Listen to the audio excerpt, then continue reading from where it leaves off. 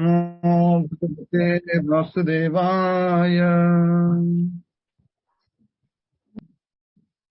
ओम नमो भगवते वासुदेवाय।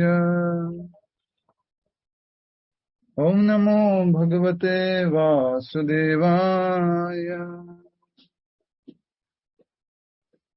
मुखं करोति वाचालं पंगुं लंघयते गिरिं यत्कृपातमहं वन्दे श्रीगुरुदीनतारिणं परमानन्दमाधवं श्रीचैतन्यमीश्वरम्।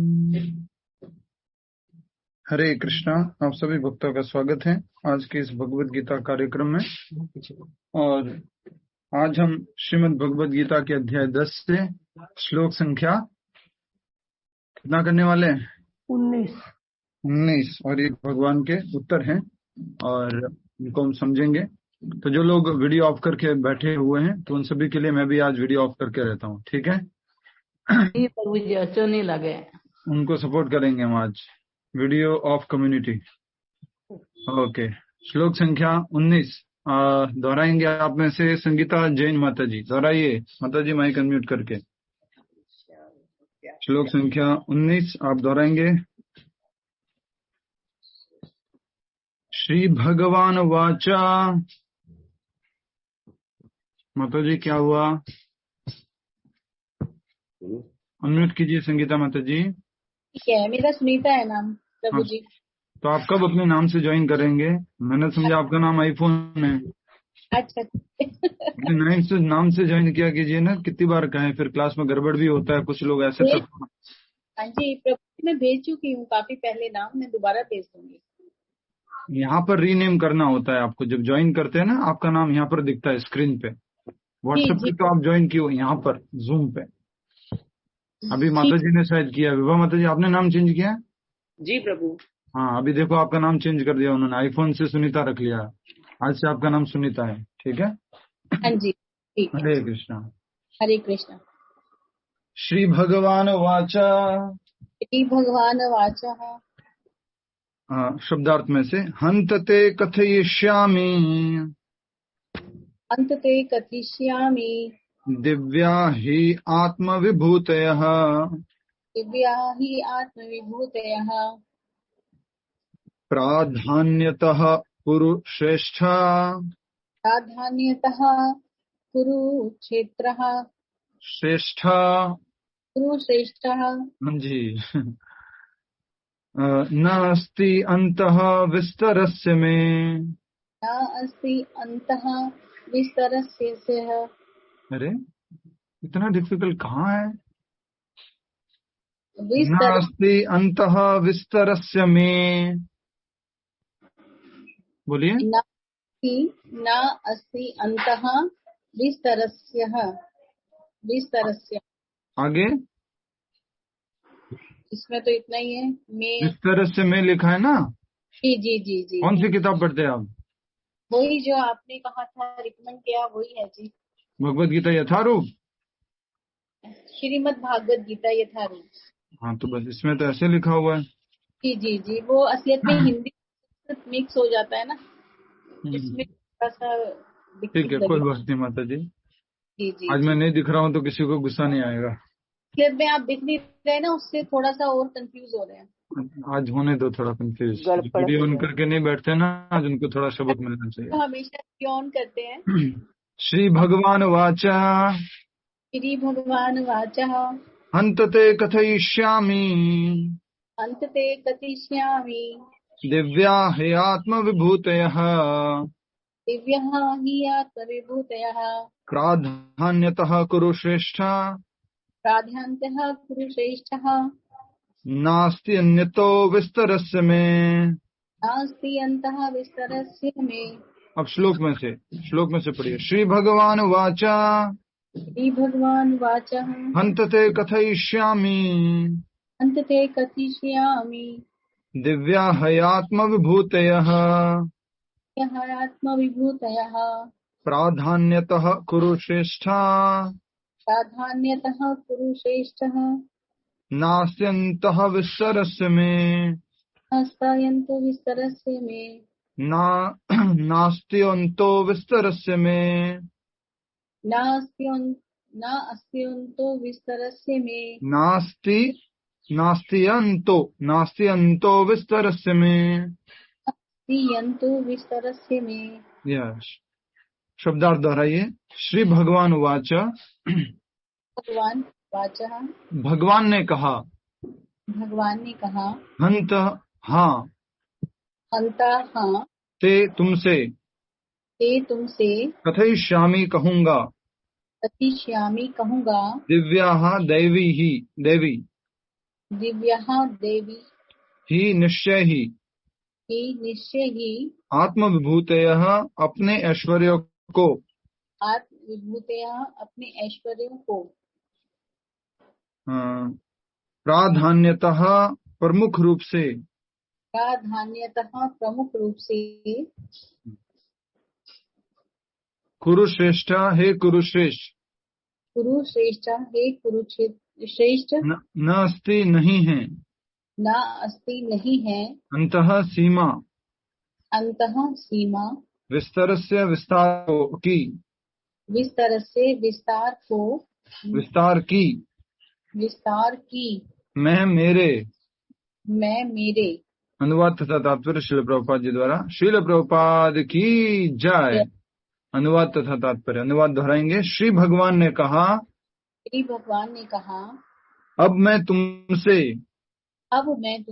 सॉरी हाँ अब मैं तुमसे। हाँ अब मैं तुमसे। अपने मुख्य वैभव युक्त।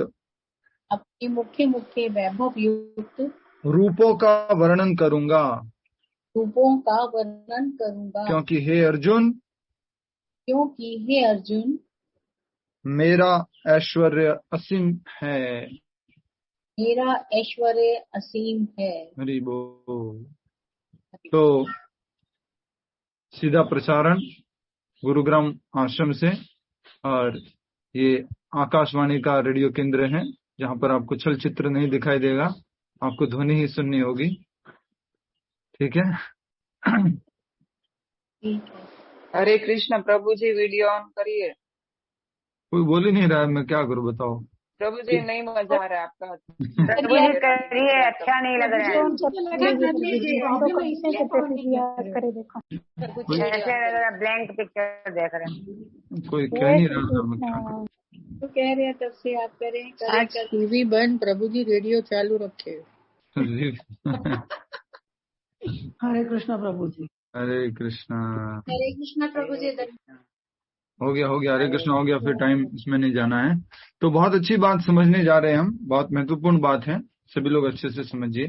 और बात इस प्रकार से है कि अर्जुन ने कुछ प्रश्न पूछे थे। तो अर्जुन ने क्या प्रश्न पूछे या भगवान से क्या निवेदन किया, जल्पा खैनी माता जी बताएंगे क्या निवेदन किया। अर्जुन ने भगवान श्री कृष्ण से क्या निवेदन किया था।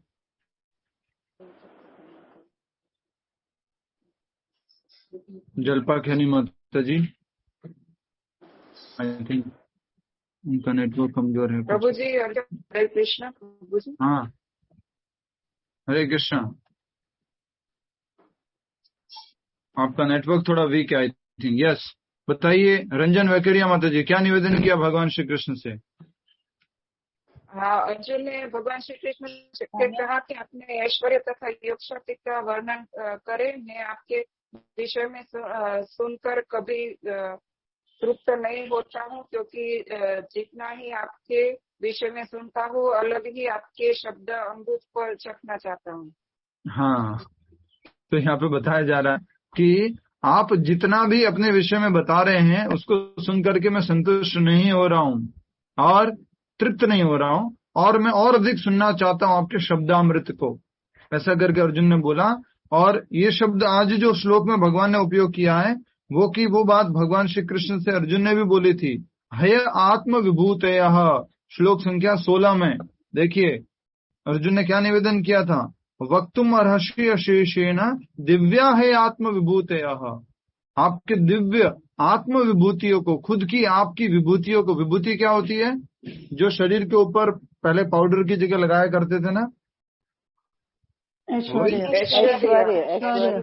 ठीक है, विभूति मतलब कि जो ऐश्वर्य है आपके उनको बताइए, खुद के आपके स्वयं के ऐश्वर्यों को बताइए जिनके माध्यम से आप सब जगह स्थित है, पूरे संसार में स्थित है, उसके बारे में बताइए। ऐसे करके अर्जुन ने भगवान श्री कृष्ण से प्रश्न पूछा है, डिटेल जानने की कोशिश की है। तो अब अर्जुन का उत्तर भगवान श्री कृष्ण अर्जुन के प्रश्न के उत्तर रूप में उसी रूप में दे रहे हैं।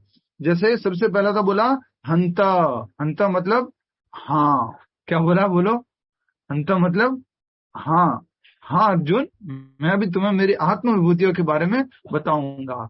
तो कई बार कोई व्यक्ति पूछता है हमारे से, आप अपने बारे में बताइए। Yes, okay, I will let you know, मैं आपको बताता हूँ, हाँ मैं आपको बताता हूँ। तो वैसे ही भगवान श्री कृष्ण जो है बोल रहे हैं हंत, हाँ ते कथयिष्यामि, मैं बताता हूँ। किसके बारे में? दिव्या है आत्म विभूति, दिव्य विभूतियों के बारे में। दिव्य विभूतियां क्या हैं? रीमा पटेल माता जी बताएंगे, नहीं तो फिर सुशीला हेमकार माता जी, उसके बाद सुमन माता जी, बताइए दिव्य विभूति, दिव्य क्या है?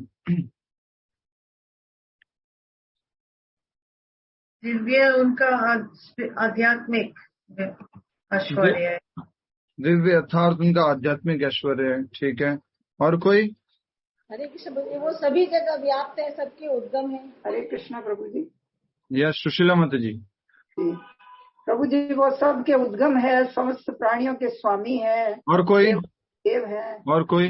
प्रभु जी डिवाइन हो गया, ट्रांसडेंटल, शुद्ध। Okay, transcendental means Divya, and Divya means transcendental. दैवी मतलब क्या? अलौकिक, दिव्य। और बस अब थोड़ी शांति रखिए ना।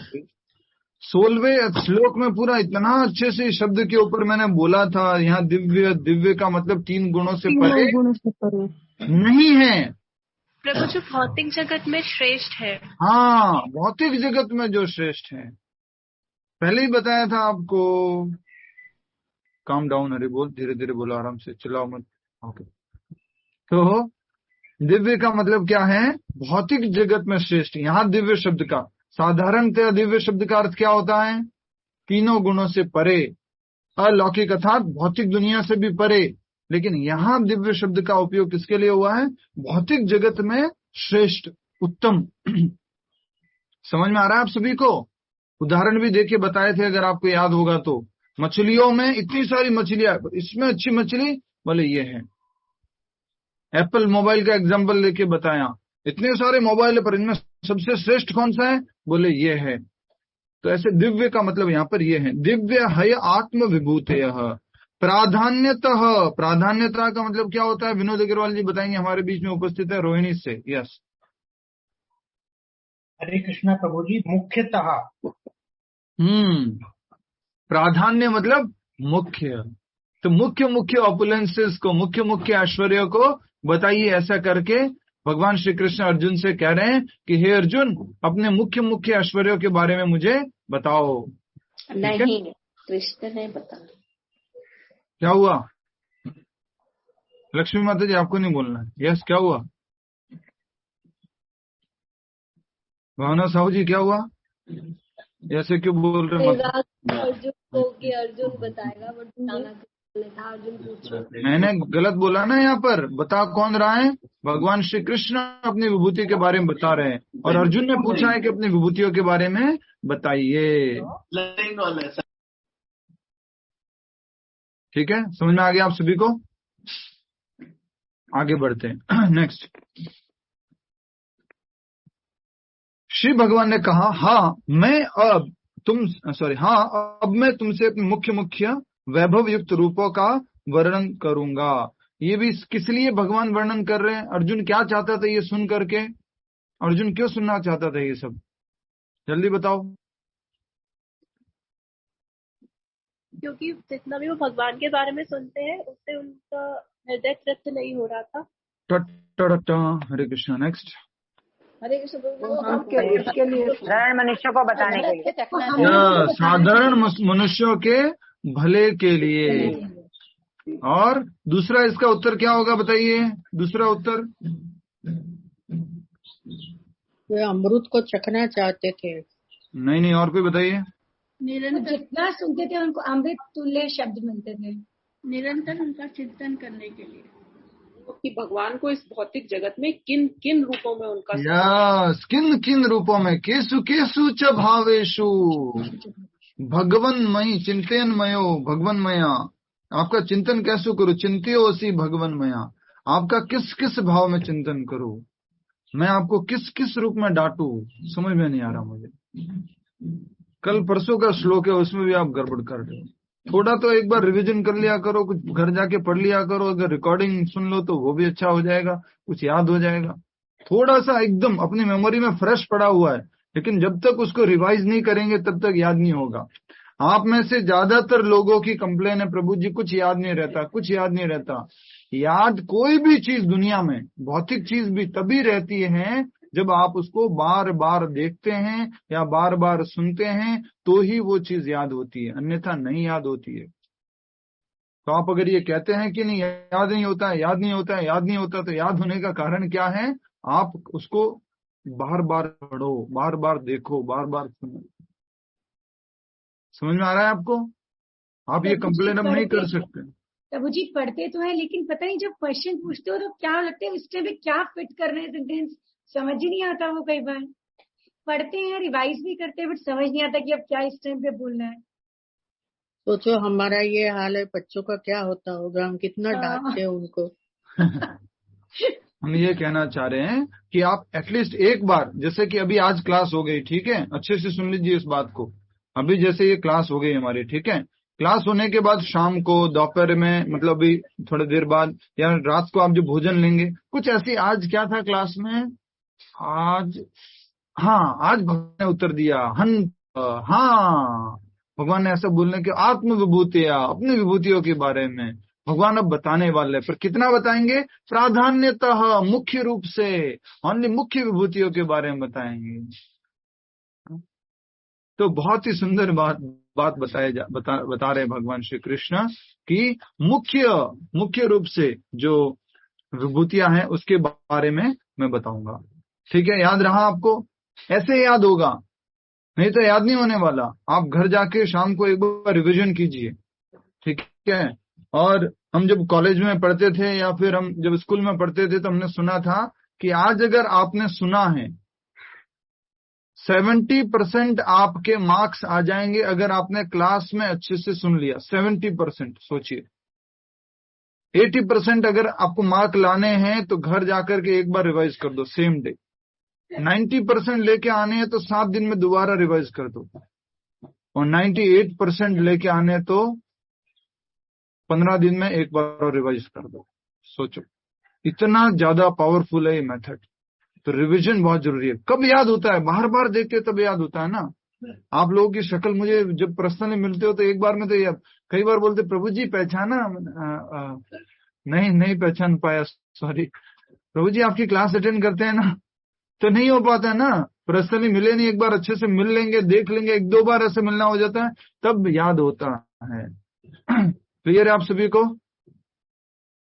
तो फिर से आंखें बंद करके बोलिए, आज के श्लोक में कौन उत्तर दे रहा है?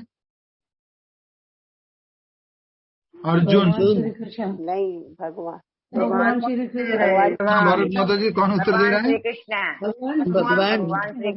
भगवान श्री कृष्ण उत्तर दे रहे अर्जुन के प्रश्न का। देखिए ना, ये सब बातों में इतना टाइम चला जाता है, इतना सारा, इसमें इतना कम जाना चाहिए। तो भगवान श्री कृष्ण उत्तर दे रहे हैं, श्री भगवान उवाच। तो आप सभी से रिक्वेस्ट है, इंपॉर्टेंट शब्द के रूप में लिख दीजिए प्राधान्यतः।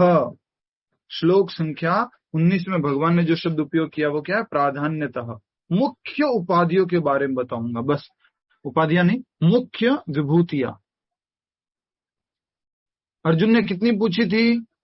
सची गुप्ता माता जी बताएंगे, हमारे बीच में उपस्थित हैं, खुर्जा के रहने वाले, नहीं कहाँ के रहने वाले, गाजियाबाद के रहने वाले। अर्जुन ने उनकी जो भी भौतिक विभूतियां हैं, जो भौतिक ऐश्वर्य हैं, उनके सभी के बारे में भगवान से पूछा है। पर और कोई उत्तर देना चाहेगा? ऐड कीजिए माता जी को। दिव्य गुणों को विस्तरेण आत्मनो, विस्तार से। ये प्रमिला खेमानी माता जी ने BSNL चौका, हरि बोल। तो विस्तरेण आत्मनो, विस्तार में बताइए। कहाँ पर बोल रहे? कल भी तो मैंने इस टॉपिक पे बोला था ना, भगवान हंस 18 रहे में होंगे, स्माइल कर रहे होंगे। 10.18 प्रभु जी। यस माता जी, भगवान हंस रहे होंगे, स्माइल कर रहे होंगे। क्यों? वंदना माता जी बताएंगे, बारोट माता जी, क्यों भगवान स्माइल कर रहे होंगे? क्यों प्रभु, क्यों हंसेंगे? बताओ भगवान क्यों हंस रहे हैं? मालूम नहीं प्रभु जी। ये भगवान, हाय हाय, विस्तार से बताने के लिए। अब मैं सर पकड़ूंगा तो माता जी नहीं बोलेंगे नहीं नहीं नहीं नहीं नहीं नहीं नहीं।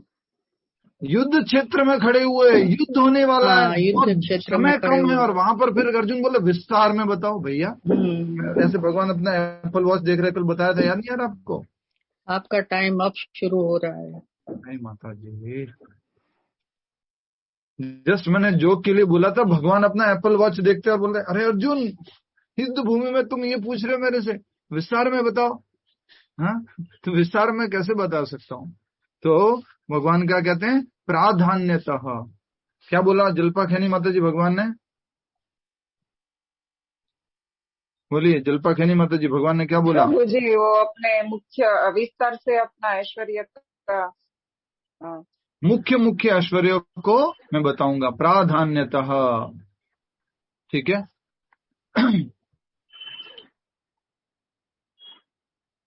एक बार फिर से आप सभी से रिक्वेस्ट है, अनुवाद दोहराइए। श्री भगवान ने कहा, भगवान ने कहा, हाँ, अब मैं तुमसे अपने अपने मुख्य वैभव युक्त रूपों का वर्णन करूंगा, क्योंकि हे अर्जुन, मेरा ऐश्वर्य असीम है। क्या बोल रहे हैं? मेरा ऐश्वर्य असीम है। भगवान का ऐश्वर्य कितना है? असीम है, अनलिमिटेड है। तो मैं अपने ऐश्वर्य के बारे में कैसे बताऊं? तुमने क्या पूछा? विस्तार से बताओ। तो पूरा ये तो युद्ध भूमि में फिर हम यही बातें करते रहेंगे, फिर लड़ाई कब होगी, फिर कौरव पांडव के बीच में युद्ध होकर के कब मालूम पड़ेगा कौन विजेता है, ये सब कैसे होने वाला है? तो ऐसे करके जो है भगवान श्री कृष्ण जो है वो अर्जुन को बोल रहे हैं कि मैं अपने मुख्य ऐश्वर्य को बताऊंगा। नहीं तो मेरे ऐश्वर्य कितने हैं? बोलो, भगवान के ऐश्वर्य कितने हैं? 125। कितने? अनलिमिटेड है, असीमित है। तो कितने बताऊं? बता भैया, तू बोल रहे विस्तार से बताओ। आप वो अनंत शेष जी है ना, जो अनंत शेष जी, जो अनंत मुखों वाले अनंत शेष जी अनंत समय से अनंत लीलाओं का गुणगान करने की कोशिश कर रहे हैं, तो मैं तुम्हें कैसे बताऊं? बताओ। तो मेरी तो सीमा जो है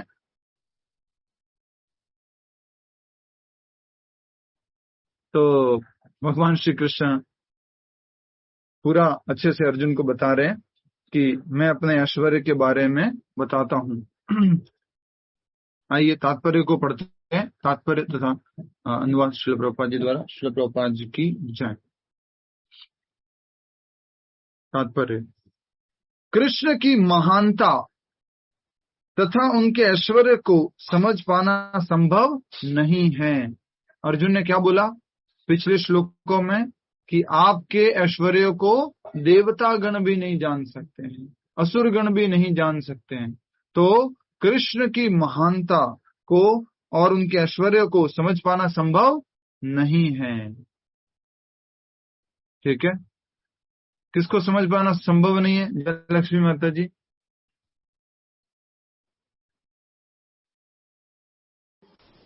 हरे कृष्णा प्रभु जी, कृष्ण के ऐश्वर्य और महानता को समझना। कभी कभी ये श्लोक पुरुष लोगों के बीच में बोला जाता है ना, जेंट्स लोगों के बीच में अनुवाद समझाया जाता है तात्पर्य को। प्रभु जी कृष्ण की महानता को तो बाद में समझ लेंगे, अपनी पत्नी की महानता को समझ ले, वो सबसे पहले है। उनके ऐश्वर्य को और उनकी महानता को ही नहीं समझ पाया हूं, इतने समय से साथ में रह रहे, राइट। तो ये जो है जोक के लिए बोला मैंने, भगवान श्री कृष्ण की महानता और उनके ऐश्वर्य को समझ पाना बहुत मुश्किल है। इसलिए कहा जा रहा है जीव की इंद्रियां सीमित है, अतः उनसे कृष्ण के कार्यकलापों की समग्रता को समझ पाना संभव नहीं है। कृष्ण ने ये कार्य क्यों किया, कृष्ण ऐसा क्यों करते हैं, ये सब जानना बहुत मुश्किल है। किसके लिए? रीमा पटेल माता जी, किसके लिए? हम लोग के लिए यस, क्या कठिन है? To understand all his affairs, वो क्या करते हैं, all his opulences, all his yes, उनके ऐश्वर्य, उनकी लीलाओं को समझ पाना बहुत ही मुश्किल है, और अपनी इंद्रियों के, लिमिटेड इंद्रियों के द्वारा। ठीक है, आगे हम समझेंगे इस बात को। पहले अच्छे से एक छोटी सी बात को समझ लेते हैं। ठीक है, हरे कृष्णा। जाग जाओ सभी लोग, पानी भिजवाऊं आपके लिए, चाय भिजवाऊं, क्या करूं बोलो? सो क्यों रहे हो, जागो। हरे कृष्णा। ठीक है। तो एक बार एक डॉक्टर होता है, उसका नाम होता है डॉक्टर बेनफोर्ड, और वो डॉक्टर बेनफोर्ड जो है प्रभुपाद जी से चर्चा करता है। प्रभुपाद जी से चर्चा करता है और बोलता है, स्वामी जी मैं तो पूरी दुनिया कैसे आई है, ये सृष्टि का निर्माण कैसे हुआ है, सब मालूम कर लूंगा। तो प्रभुपाद जी बोलते हैं कि नहीं, तुम नहीं मालूम कर सकते। नहीं, मेरे पास जो है मशीनें हैं, इंस्ट्रूमेंट्स हैं, इन सभी के माध्यम से मैं मालूम कर लूंगा कि कैसे ये सृष्टि आई इस जगत में, ये सब सृष्टि कैसे हुई। तो प्रभुपाद जी फिर से क्या बोलते हैं, डॉक्टर तुम मालूम नहीं कर सकते। तो बोलता है, क्यों प्रभुपाद जी, मेरे पास मशीन है तो मैं तो मालूम कर लूंगा ना। तो बोलते हैं, तुम भी इम्परफेक्ट हो और तुम्हारी मशीन भी इम्परफेक्ट है। प्रभुपाद जी ने क्या बोला, भावना गुप्ता माता जी क्या बोला, कि तुम भी इम्परफेक्ट हो और तुम्हारी सारी मशीनरी भी इम्परफेक्ट है। किसको बोला बताएंगे? उषा किशोर माता जी, किसको बोला? डॉक्टर साहब को। या डॉक्टर साहब को, जो साइंटिस्ट थे, डॉक्टर थे, उनको बोला कि तुम भी इम्परफेक्ट हो, अपूर्ण हो, और तुम्हारी मशीनें भी अपूर्ण है। तो उसको थोड़ा ऐसा लग गया, नहीं स्वामी जी मैंने इतना बढ़िया से मशीनें बनाई है, अपूर्ण तो नहीं है, सब ठीक है। प्रभुपाद जी बोलते हैं, तुम्हारे अंदर 4 डिफेक्ट है। तुम्हारे अंदर क्या है? 4 डिफेक्ट। तुम्हारे अंदर ही नहीं, सबके अंदर 4 डिफेक्ट है। प्रभुपाद जी बोलते हैं, अच्छा। और डॉक्टर बोलता है, अच्छा क्या क्या है बताइए। आप में से कौन बताएगा, जल्दी बताओ। जिसने क्लासेस अटेंड की है, जो आए हैं रेगुलर क्लासेस में, सबको मालूम होना चाहिए 4 डिफेक्ट। 6 तो शरीर में परिवर्तन होते हैं और 4 शरीर में डिफेक्ट होते हैं। तो सुषमा माता जी हमारे बीच में उपस्थित हो रहे गुड़गांव से। यस माता जी। प्रभु जी, हर मनुष्य भ्रमित होता है, त्रुटियां करता है, धोखा देने की प्रवृत्ति होती है, और इंद्रियां उनकी संपूर्ण नहीं होती। वापस बोलिए, बाकी सब लोग सुन लीजिए अच्छे से। शारदा माता जी आगे आपसे पूछने वाला हूँ, बोलिए। इंद्रियां उनकी पूर्ण नहीं होती, सीमित होती हैं, धोखा देने की प्रवृत्ति होती है।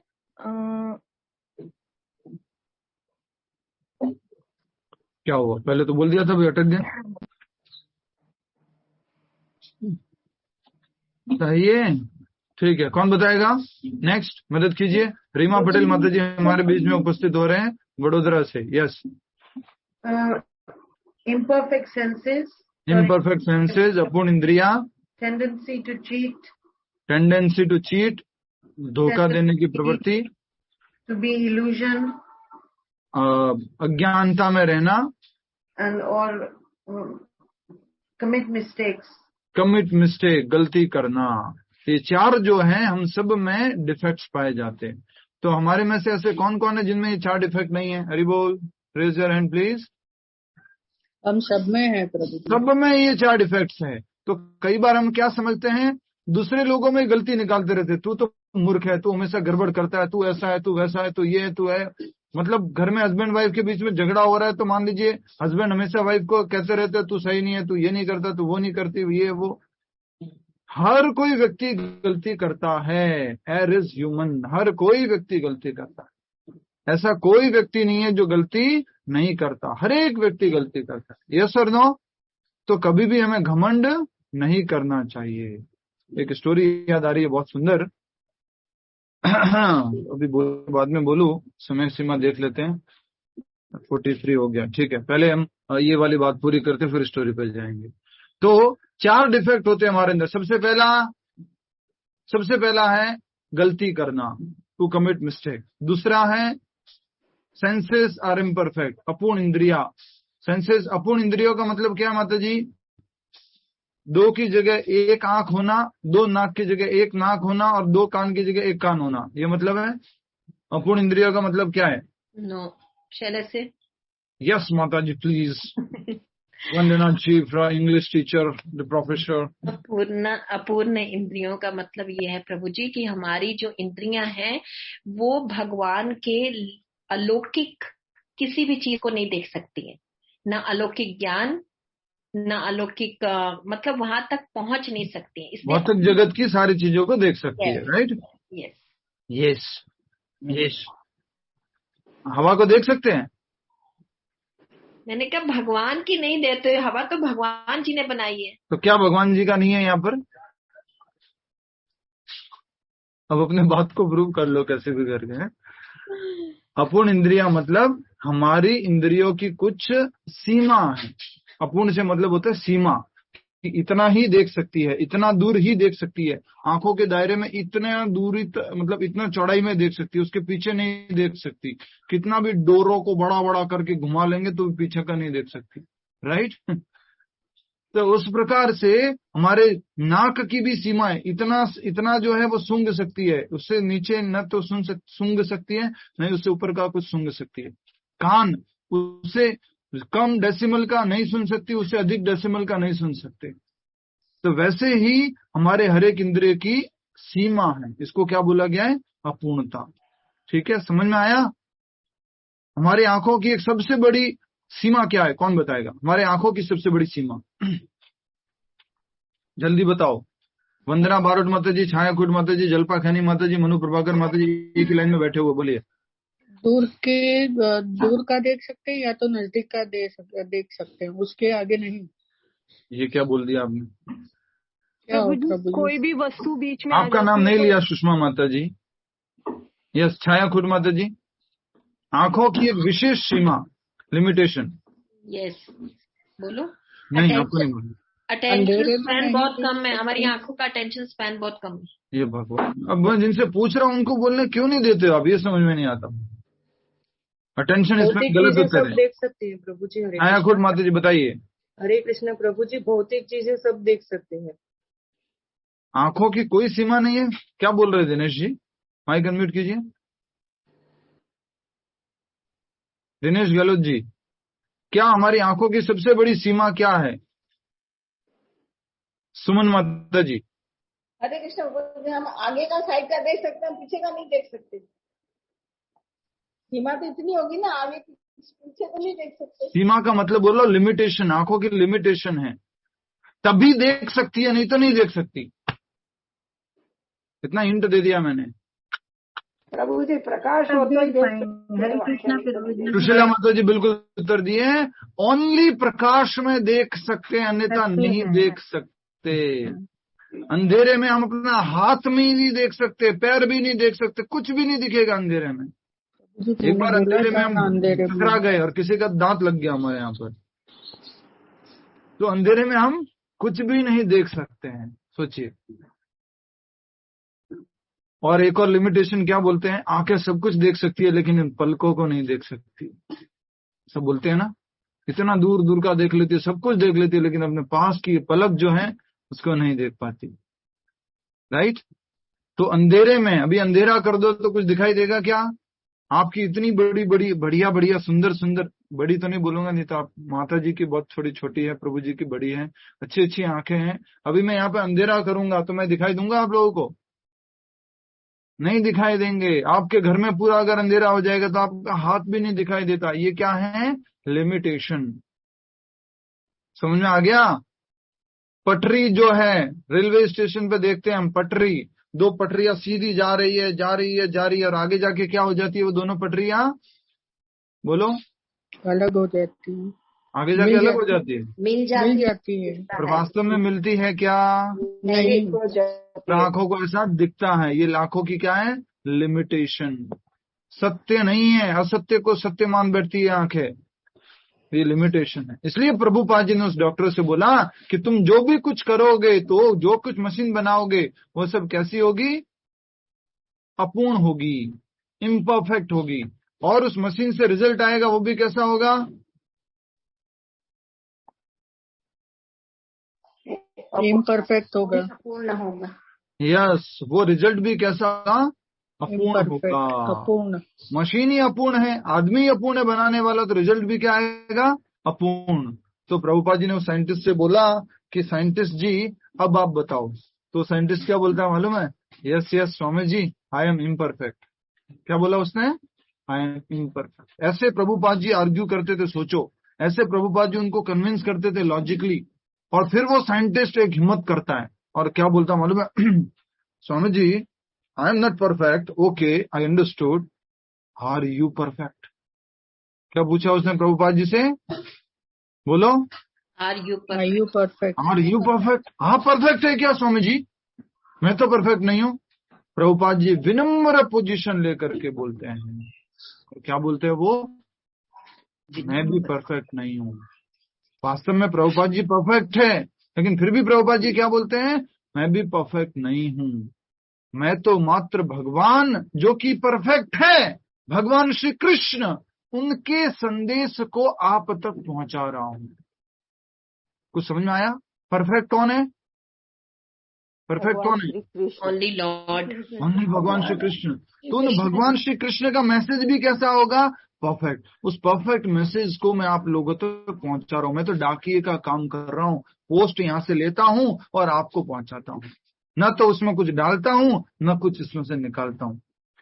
आजकल लोग गड़बड़ करने लग गए। हम यहाँ से ना वृंदावन से स्वीट बॉक्स कोरियर करते हैं भगवान का प्रसाद, नेक्स्ट डे 2 दिन बाद फोटो आता है, प्रभु जी आपने थोड़ा प्रसाद कम भेजा था क्या डब्बे में? कुछ खा लिया लोगों ने बीच में, ज्यादा ही हो गया आजकल। रंजन वैखरिया माता जी जो उनके आशिता जी के साथ हुआ, और भी 2-3 डिवोटीज के साथ ऐसा हुआ, प्रसाद तो लोग बीच में ही खा जाते हैं। तो प्रभुपाद जी ने क्या उदाहरण दिया? दिनेश गहलोत जी के साथ भी यही हुआ। प्रभुपाद जी ने क्या उदाहरण दिया? मनु प्रभाकर जी, जल्दी बोलो, तात्पर्य बड़ा है।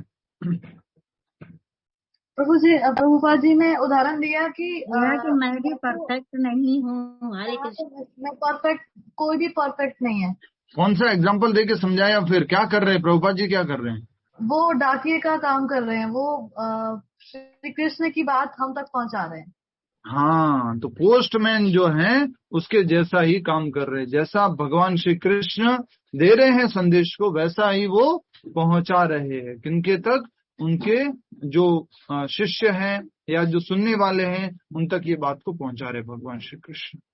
ठीक है, तो अब हम आगे बढ़ते हैं। और इस प्रकार से प्रभुपाद जी ने, तो जब भी शक्तियां होती हैं, ज्ञान होता है, उसके साथ में क्या होना जरूरी है? बोलो, विनम्रता। क्या होना जरूरी है? बोलो। मेरे को जो स्टोरी याद आ रही थी वो स्टोरी बता देता हूँ। विनम्रता जल्दी से बताता हूँ मैं, शॉर्ट में, जल्दी से। स्टोरी टाइम, स्माइल प्लीज, हरी बोल। मेरे को देख के तो स्माइल कर लो।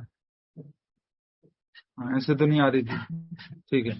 तो एक बार द्वारका के अंदर भगवान जो है प्रजा कल्याण यज्ञ कर रहे थे, और उसी समय ब्राह्मण आता हुआ दौड़ता हुआ, भगवान भगवान वासुदेव वासुदेव, द्वारकाधीश द्वारकाधीश। तो उनका सैनिक अंदर आने नहीं देता उस यज्ञ की तरफ। तो भगवान उनको इशारा करते आने दीजिए। वो आ जाता है, अंदर आ जाता है, और अंदर आने के बाद बोलते हैं, मेरे तो 3 पुत्र मारे गए हैं, जन्म होते ही, पैदा होते ही उनकी मृत्यु हो जाती है, आपके राज्य में ये सब कैसे हो सकता है? आपको क्या बताऊं, मतलब इतना ज्यादा जलील किया भगवान श्री कृष्ण को उस ब्राह्मण ने सबके बीच में। आपने पढ़ी होगी स्टोरी कृष्णा बुक में। वो ब्राह्मण ने खूब बोला कि किसी भी प्रजा का कोई पिता जिंदा है, माँ जिंदा, और बच्चे की मृत्यु हो जाए, इसका मतलब राजा दोषी है, तुम अधर्मी राजा हो, तुम पापी राजा हो। भगवान श्री कृष्ण को उस ब्राह्मण ने बोला। अर्जुन वहीं बैठा हुआ था, गुस्सा आ गया, अरे बबलू ये दरवाजा बंद कर देना। तो अर्जुन जो है वहीं बैठा हुआ था, और अर्जुन ने खड़ा हुआ, अर्जुन खड़े होकर के बोला, हे ब्राह्मण, भगवान कृष्ण का अपमान मैं स्वीकार नहीं कर सकता।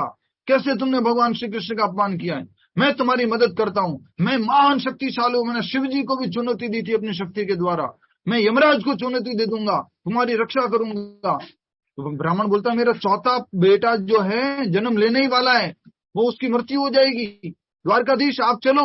द्वारकाधीश बोलते, मैं तो यज्ञ कर रहा हूँ, यज्ञ शुरू हो चुका है, आहुति देना शुरू कर दिया, मैं क्या करूं? नहीं आ सकता। तब जो है अर्जुन बोलता मैं जाता हूं द्वारकाधीश, आप यज्ञ करो। भगवान समझ गए बहुत अहंकारी हो रहा है अर्जुन, अपनी शक्तियों के साथ, धनुष के साथ, बाण के साथ अहंकार हो गया अर्जुन को, बहुत ज्यादा अहंकार हो गया।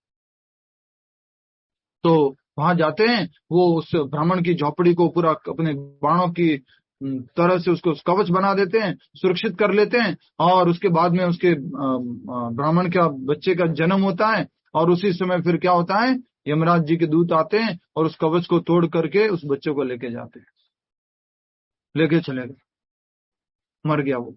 फिर ब्राह्मण उसके ऊपर गुस्सा करते हैं अर्जुन के ऊपर, कैसा तुम झूठे गर्व के अंदर, घमंड के अंदर ये बोल दिया, वो बोल दिया, शिव जी से लड़ाई किया मैंने, वो किया, ऐसे किया, क्या करते हो तुम अर्जुन, कलंक हो तुम। अर्जुन ने प्रतिज्ञा की थी, अगर मैं तुम्हारे बच्चों को नहीं बचा पाया तो मैं क्या कर लूंगा, बोलो बोलो बोलो बोलो, दे दूंगा, आत्महत्या, मैं अग्नि में प्रवेश कर जाऊंगा, ऐसा करके अर्जुन ने बोला था। सोचिए। तो अर्जुन जो है फिर यमलोक जाता है और यमलोक का दरवाजा खटखटाता है, वो लोग उसको एंट्री नहीं देते हैं, बोलता है यमलोक का दरवाजा ही तोड़ दूंगा।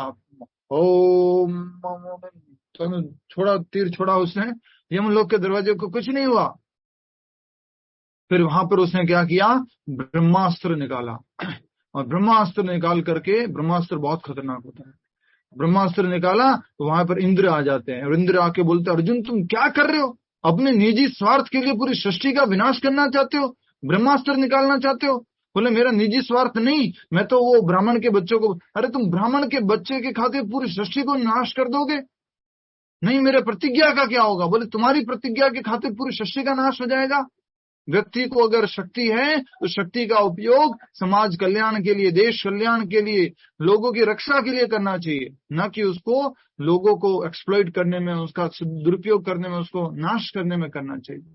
ऐसा करके अर्जुन को इंद्रदेव ने बोला और अर्जुन शांत हो गया, वापस आया, और वहां आकर के ब्राह्मण के घर के बाहर अग्नि में वो प्रवेश करने जा ही रहा था। उतने में कौन आ जाता है, बोलिए कौन आ जाता है, भगवान कृष्ण है, द्वारिकाधीश भगवान श्री कृष्ण पर आते हैं। अर्जुन क्या करने जा रहे हो तुम, बोले मैंने अपना जो वचन दिया था उसको निभाने जा रहा हूँ, अग्नि में प्रवेश करने जा रहा हूँ।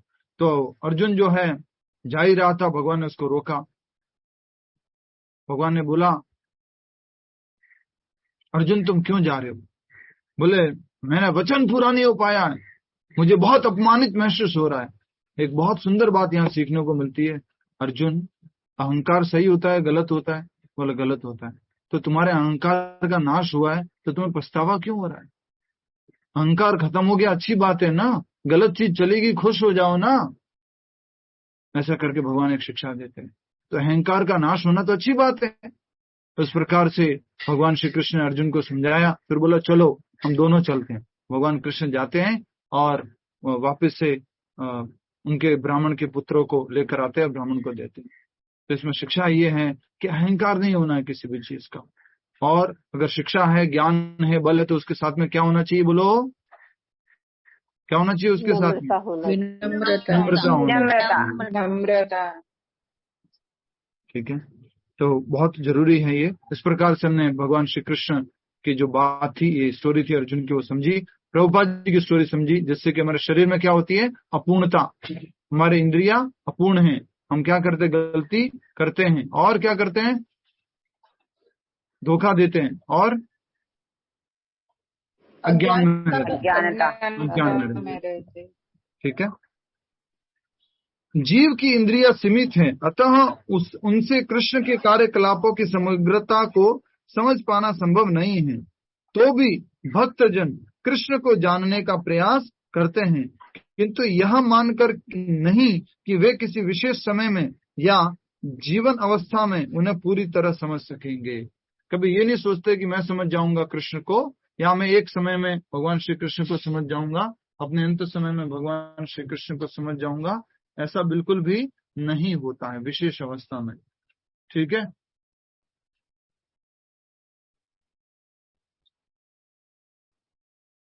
बंद कर दो।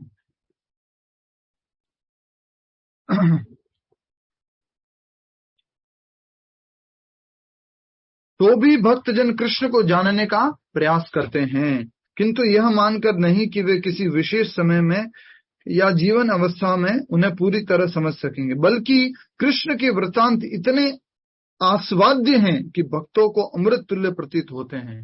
किसको अमृत तुल्य प्रतीत हुए थे? कल के उदाहरण के थ्रू बताइए। 2 लोग थे, उनको अमृत तुल्य प्रतीत हुए थे। कृष्ण की वाणी, कृष्ण की लीला, कृष्ण की शक्तियां अमृत तुल्य लगती है। किसको? कल के 2 उदाहरण बताइए। शशि गुप्ता मत। अर्जुन को। अर्जुन, हरे कृष्ण प्रभु जी, अर्जुन को और उसके माध्यम से जो भी और सामान्य जन सुनेंगे उन सबको। दूसरा उदाहरण जल्दी बताओ, समय कम है। छाया खुद माता जी, दूसरा उदाहरण। यमुनाचार्य जी प्रभु जी। हाँ, वो तो थे ही थे, श्लोक में कल हमने पढ़ा था। तात्पर्य के अंदर प्रभुपाद जी ने श्लोक कोट किया है। शौनक आदि ऋषिगण, श्लोक कोट किया ना पूरा। बोले स्वादु स्वादु पदे पदे, भूल गए ना? खाना खाते टाइम याद कर लिया करो, क्या बोला था श्लोक में? स्वादु, स्वादु स्वादु पदे पदे। कुछ कुछ इस तरह से 2-3 शब्द ही तो बताता हूं मैं। आज एक ही शब्द बताया आपको, प्राधान्यतः याद कर लो। एक शब्द, बस एक शब्द तो याद कर सकते हैं ना। स्वादु स्वादु, केशु केशु, केम छो केम छो। ठीक है।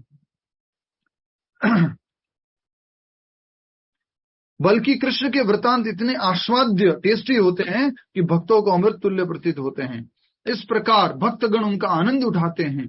भगवान के ऐश्वर्य तथा उनकी विविध शक्तियों की चर्चा चलाने में शुद्ध भक्तों को दिव्य आनंद मिलता है। अतः वे उनको सुनते रहना और उनकी चर्चा चलाते रहना चाहते हैं। ये बात हमने कहाँ समझी थी? जल्दी बताओ। ये कौन से श्लोक में लिखा हुआ है कि कृष्ण भक्त आपस में चर्चा करना चाहते हैं और वो चर्चा करने से उनको संतुष्टि और दिव्य आनंद का अनुभव होता है? हमारे बीच में रश्मि गुप्ता माता जी अवेलेबल हैं। यस, बोलिए प्रभु जी। ये था मत चित्ता मत गत प्राणा बोधयन्ते परस्परम कथयन्तश्च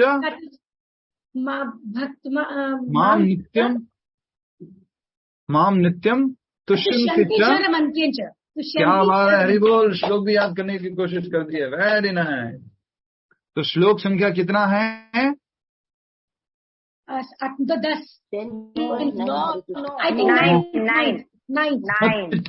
मदगत प्राणा, एक एक शब्द का अर्थ समझाता हमने। बोधयन्तः, आपस में चर्चा करते हैं। और क्या होता है चर्चा करने से? दुखी होते हैं। कृष्ण दुखी होते हैं प्रभु, या संतुष्ट होते हैं और रमंती, दिव्य आनंद का प्राप्त करते हैं। राम शब्द का अर्थ बताइए जल्दी से। राम शब्द का अर्थ बताइए फास्ट। अलौकिक आनंद देने वाला प्रभु जी। बिल्कुल सही, बिल्कुल सही, हरि बोल। रमंती, जो हमेशा दिव्य आनंद में, अलौकिक आनंद में हमें रमन करवाते हैं, वो कौन है? राम। राम रमनते योगिनो अनंते सत्यानंदे चिदात्मनि, रमनते योगिनो अनंते। ठीक है। तो इस प्रकार से दिव्य आनंद का अनुभव करते हैं। कौन लोग दिव्य आनंद का अनुभव करते हैं? जल्पा खैनी माता जी। छोड़ेंगे नहीं आज आप लोगों को, बहुत दिनों बाद ज्वाइन करते हो, छोड़ते हो बीच बीच में। बताइए जल्पा खैनी माता जी, कौन दिव्य आनंद का अनुभव करते हैं? इनका नेटवर्क। भक्तगण प्रभु जी। यस, भगवान के भक्तगण। क्या चर्चा करके? भगवान श्री कृष्ण की लीलाओं की चर्चा करके, उनके बारे में चर्चा करके दिव्य आनंद का अनुभव करते हैं। वेरी नाइस, हरि बोल।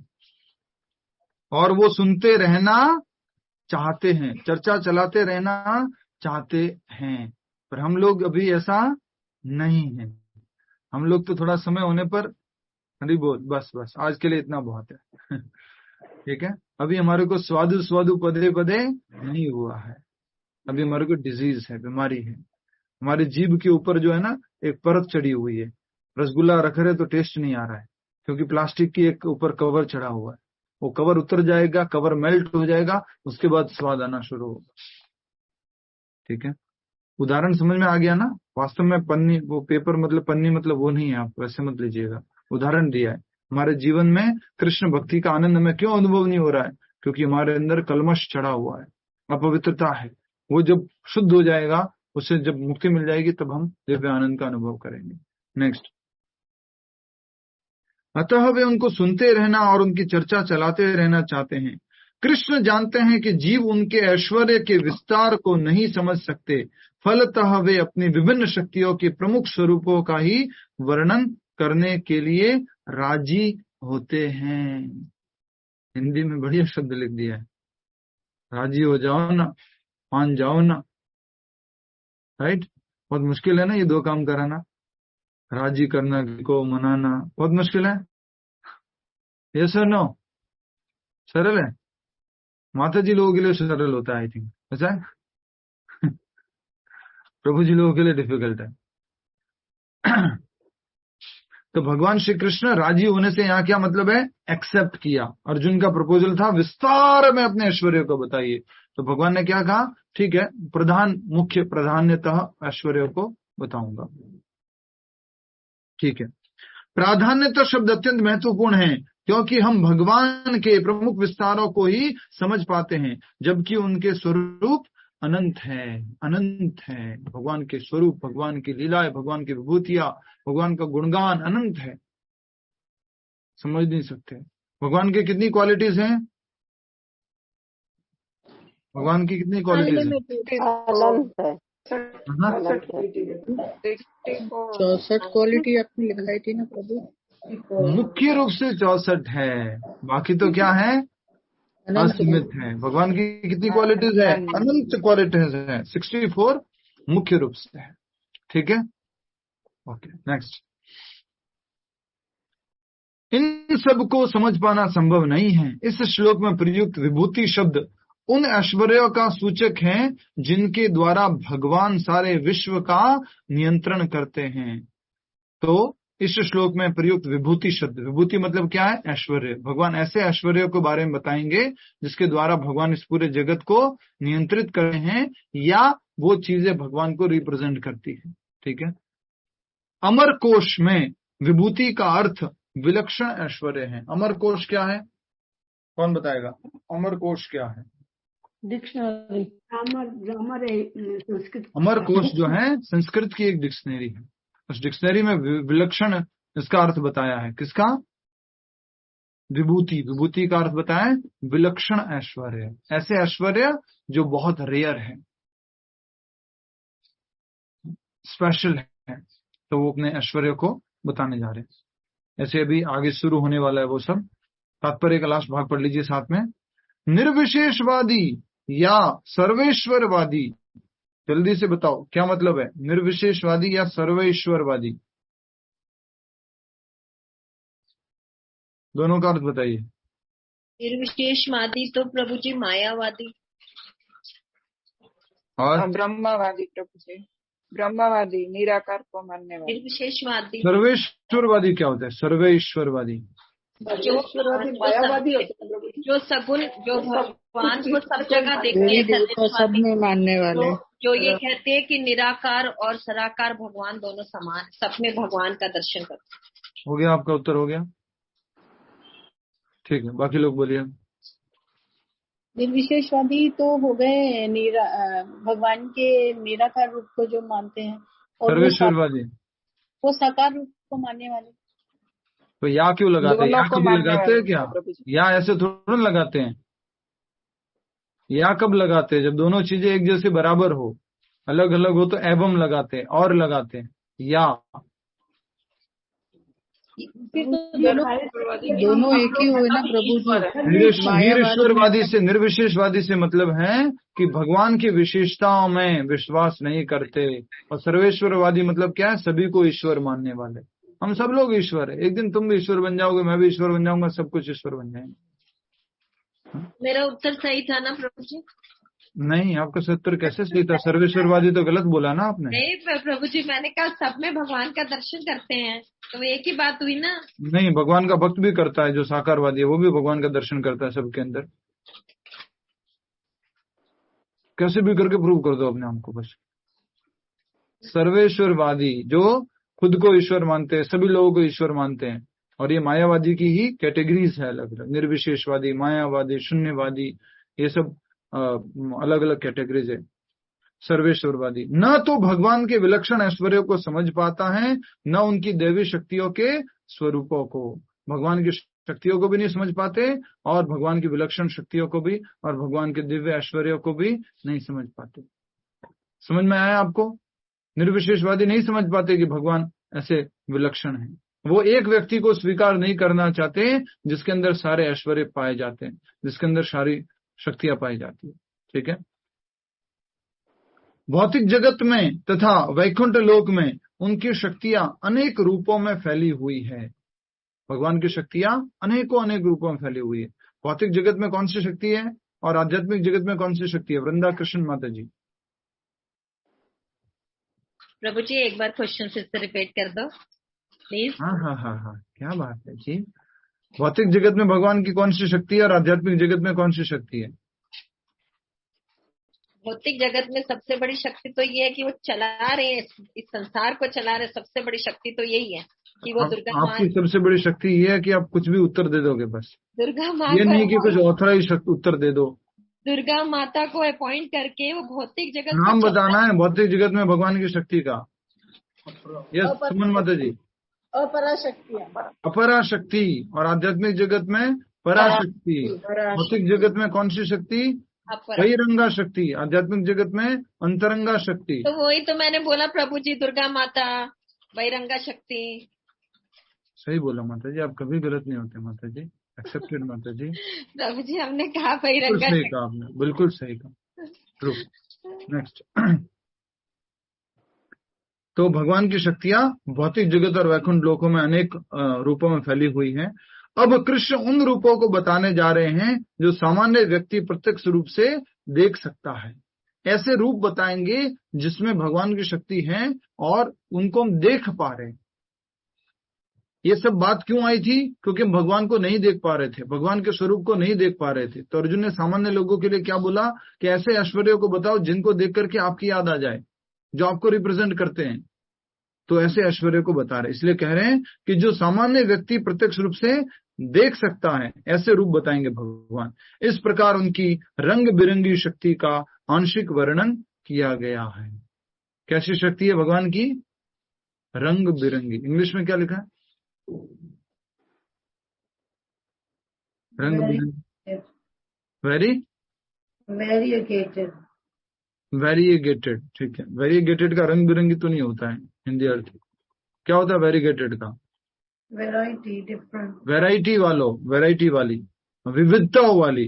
तो इस प्रकार उनकी विविधता रूपी शक्ति का आंशिक वर्णन यहाँ पर किया गया, विविधताओं की शक्ति का। ठीक है, समझ में आ रहा है आपको? देखो मैं आप सभी से एक निवेदन करता हूँ, ये दोनों हाथ जोड़ करके। ठीक है, मैं इतना डिटेल में एक एक बात समझाने की कोशिश करता हूँ। इसके बाद भी अगर आपको नहीं समझ में आ रहा है तो आपका अधिकार है प्रश्न पूछने का। मैं नहीं चाहता कि कोई एक पॉइंट रह गया था उसकी वजह से आपको समझ में नहीं आया, ऐसा नहीं होना चाहिए। इतना डिटेल में बताने के बाद भी एक और चीज डिटेल में अगर मुझे बतानी होगी तो मैं बता दूंगा, और आगे बताना तो और आगे बता दूंगा। आप पूछ लेना, नहीं समझ में आया तो, कुछ शब्द नहीं समझ में आए, कुछ लाइन समझ में नहीं आई तो पूछ लेना। बेस्ट तरीका होता है क्लास में आने से पहले 10 मिनट पहले आप रीडिंग कर लो इसका। क्लास होने के बाद में आप इसका रिवीजन कर लो, जो सुना है आपने उसको। हमेशा आपको अच्छे से सब कुछ समझ में आ जाएगा गीता। ठीक है, क्लियर है? तो भगवान श्री कृष्ण अब जो है अपनी विलक्षण शक्तियों को बताने वाले हैं जो कि इस भौतिक जगत में व्याप्त हैं और जिनको देख करके हम ये समझ सकते हैं कि ये कृष्ण को रिप्रेजेंट करती है। भगवान श्री कृष्ण को क्या बोलेंगे, प्रदर्शित, भगवान श्री कृष्ण को क्या करती है? रिप्रेजेंट को क्या बोलते हैं? प्रतिनिधित्व करती है। भगवान श्री कृष्ण का प्रतिनिधित्व करती है, रिप्रेजेंट करती है। ठीक है, तो इस प्रकार से हमने देखा और अब आगे भगवान धीरे धीरे बताएंगे। मैं थोड़ा एग्जाम्पल दे देता हूं तो आपको क्लियर होगा। ठीक है, एग्जाम्पल देता हूं आपको। मैं समस्त वृक्षों में अस्वस्थ हूं। सारे पेड़ों में कौन सा वृक्ष भगवान को रिप्रेजेंट करता है? अस्वस्थ वृक्ष, बरगद का पेड़। फिर कह रहे हैं देव ऋषियों में नारद हूं। जितने भी देवता होते हैं, ऋषि होते हैं, देवताओं के ऋषि जो होते हैं उसमें कौन हूं? मैं नारद हूं। उसी तरह से बोले गंधर्वों में मैं चित्ररथ हूं। तो ऐसे करके एक एक चित्ररथ को देखा तो भगवान कृष्ण याद आ गए, नारद जी को देखा तो भगवान कृष्ण याद आ गए, और आपके अस्वस्थ वृक्ष को देखा तो कृष्ण याद आ गए। ऐसे करके भगवान इस भौतिक जगत में कैसे व्याप्त हैं वो भगवान बताने वाले हैं। और ऐसा देखने से, ऐसा सुनने से हम जो है भगवान श्री कृष्ण का स्मरण कर पाएंगे। हम सामान्य लोग, अभी हम भगवान श्री कृष्ण को नहीं देख पा रहे, तो सामान्य लोग। यस वृंदा माता जी, ठीक है, समझ में आ गया आपको? प्रश्न कोई हो तो पूछ लेना, आपके पास 7 मिनट का समय रहेगा प्रश्न पूछने के लिए। माला करते हैं।